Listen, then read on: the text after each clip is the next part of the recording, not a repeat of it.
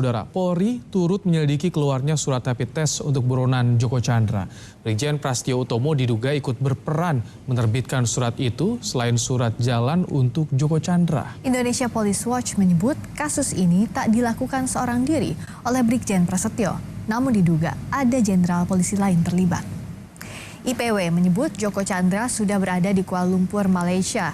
Joko Chandra bersama 2 orang lain pergi dengan jet pribadi pada akhir Juni lalu lewat Bandara Halim Perdana Kusuma, Jakarta.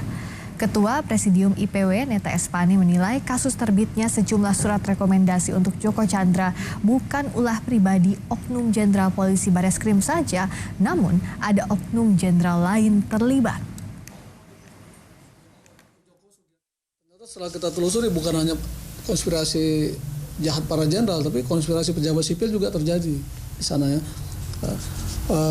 Sebab itulah Joko Chandra ya begitu bisa bebas lenggang kangkung masuk ke Indonesia, karena dari surat-surat ini menunjukkan bahwa jenderal-jenderal melindungi dia. Apalagi kita menemukan surat yang terbaru ini ya, dikeluarkan oleh Pusat Kedokteran dan Kesehatan Polri yang menyebutkan nama Joko Chandra Sugiarto ya, Joko Sugiarto Chandra, umur 55 tahun.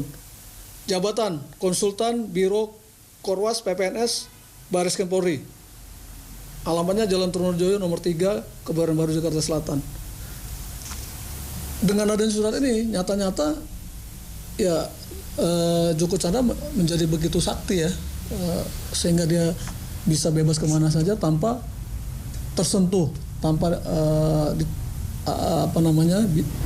padahal dia buronan. Harusnya kan ketika dia datang ke Bareskrim, tugas polisi adalah menangkap, bukan mengangkat dia jadi konsultan. Artinya sama aja ketika dia diangkat jadi konsultan, sama aja Polri memberikan karpet merah pada Joko Chandra.